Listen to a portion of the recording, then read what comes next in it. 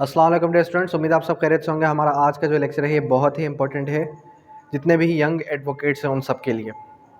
आज के इस कोर्स के अंदर, आज के इस लेक्चर के अंदर हम जो है ये डिस्कस करने जा रहे हैं कि हमारा अपकमिंग जो 3 मंथ्स का कोर्स है उस कोर्स के अंदर हम आपको क्या क्या कवर करवाएंगे। जितने भी यंग एडवोकेट्स, जितने भी हमारे पास यंग वकील हैं, उनको ये अक्सर परेशानी आती है कि सीनियर सिखाता नहीं है। देखें, फ़र्स्ट ऑफ़ ऑल तो एक चीज़ याद रखें कि सीनियर आपको तब ही सिखाएगा कि जब आपको कुछ आता होगा, जब आपके अंदर कोई जुस्तजू होगी और जब वो आप पर ट्रस्ट कर सके कि आप उसके एब्सेंस में कोई एडवर्स ऑर्डर पास ना करवा दें। समझ रहे? सेकेंडली ये कि फ़र्स्ट ऑफ़ ऑल आपने सीखना क्या है। प्रैक्टिस के अंदर जैसे ही आप आते हैं तो प्रैक्टिस के अंदर आने के बाद आपने कोशिश ये करनी है कि आपने क्या करना है, आपने एक तो ड्राफ्टिंग पर ग्रिप करनी है, दूसरा अपने वोकल्स पर कि कहाँ क्या बात करनी है। एक अच्छा वकील बनने के लिए अपनी ड्राफ्टिंग और अपनी ज़बान को जितना अच्छा कर सके उतना अच्छा कर लें तो आप इंशाल्लाह अच्छे वकील ज़रूर कहलाएंगे। अब जो हमारे पास कोर्स हमने डिज़ाइन किया है उस कोर्स की जो ड्यूरेशन है वो है 3 to 4 मंथ्स। और इस 3 to 4 मंथ्स के अंदर हम आपको क्या क्या कवर करवाएंगे। क्रिमिनल ट्रायल, सिविल ट्रायल,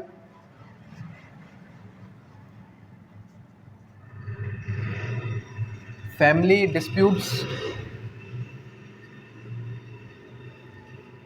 और फैमिली डिस्प्यूट्स के बाद हमारे पास आ जाता है आपका, इधर रखिए, फैमिली डिस्प्यूट्स के बाद हमारे पास जो अक्सर मिसलिनियस वर्क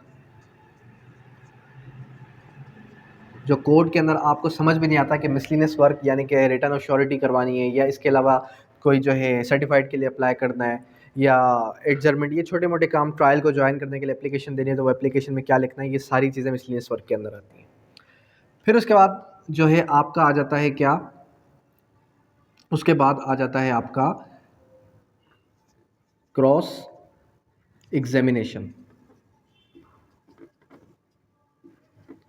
ठीक है, क्रॉस एग्जामिनेशन किस तरीके से करवाना है और इसके अलावा आर्ग्यूमेंट्स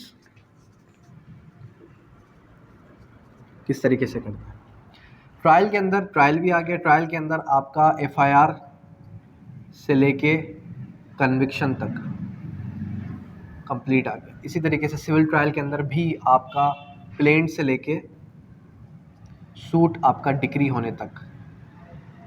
ठीक है, फैमिली डिस्प्यूट है, dissolution of marriage, dissolution of marriage का क्या प्रोसेस है। इसके अंदर आपका मिसलिनियस एप्लीकेशंस जितनी भी कोर्ट के अंदर आप फाइल करते हैं ये सब आ गया। ठीक है, क्रॉस एग्जामिनेशन का आर्ट किस तरीके से खिलाएं, क्या क्रॉस एग्जामिनेशन का जो आर्ट है जो आपको अक्सर नहीं आ रहा होता, ये किस तरीके से हम सीखेंगे।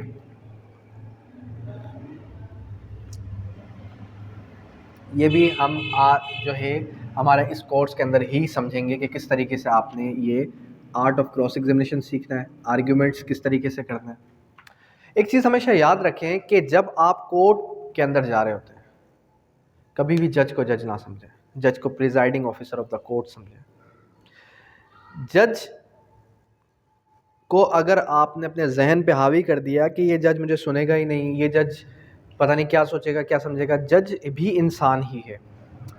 आपने आर्ग्यूमेंट्स पे क्या बात करनी है क्या बात नहीं करनी है। आप आर्ग्यूमेंट्स दुनिया की हर बात कर सकते हैं लेकिन ऐसी बात नहीं करनी जो आपके एडवर्स जाए।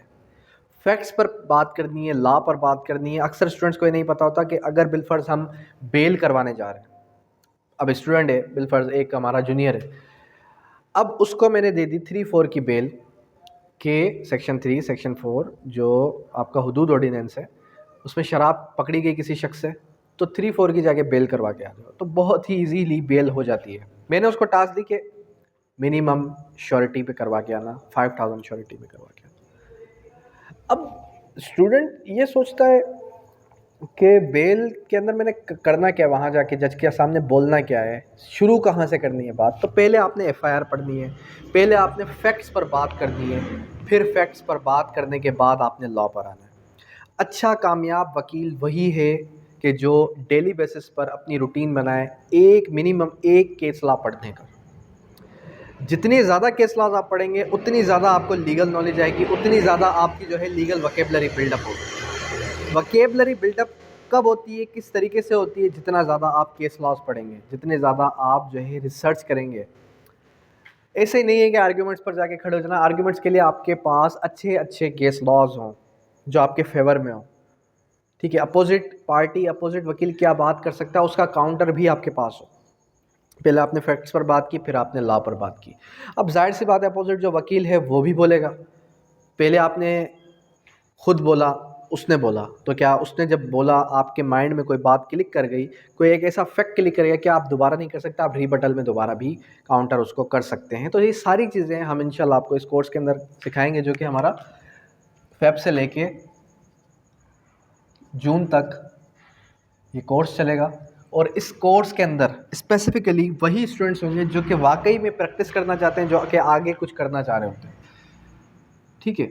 और क्लास की जो टाइमिंग है वो होगी 6 to 8 PM। ये क्लास की टाइमिंग होगी। रमज़ान बीच में आ रहा है, सो रमज़ान के अंदर हम जो है क्लासेस की टाइमिंग 8 to 10 PM कर देंगे, ठीक है, ओनली फॉर रमज़ान, ठीक है। दूसरी बात ये कि कोशिश करेंगे हम कि ज़्यादा से ज़्यादा चीज़ें आपको सिखाएं, कम टाइम में ज़्यादा से ज़्यादा आपको जो है कोर्स के अंदर चीज़ें ज़्यादा सिखाएं। केस किस तरीके से लड़ना है, उसके अंदर डॉक्यूमेंट्स कौन कौन से एनेक्स करने हैं, ये सारी चीज़ें इंशाल्लाह हम आपको इस कोर्स के अंदर सिखाएंगे। पहले हम क्या करेंगे, क्रिमिनल ट्रायल के ऊपर फोकस करेंगे, फिर सिविल पर, फिर फैमिली पर, फिर मिसलिनियस वर्क पर, और उसके बाद अगर टाइम बच गया तो फिर हम क्रॉस एग्जामिनेशन आर्ग्यूमेंट्स पर भी बात करेंगे। डेली बेसिस पर हमारी जो क्लास हो रही होगी वो इसी पर फोकस्ड होगी, ठीक है। अब यहाँ तक कोई क्यूरी, कोई भी सवाल है तो आप कर सकते हैं।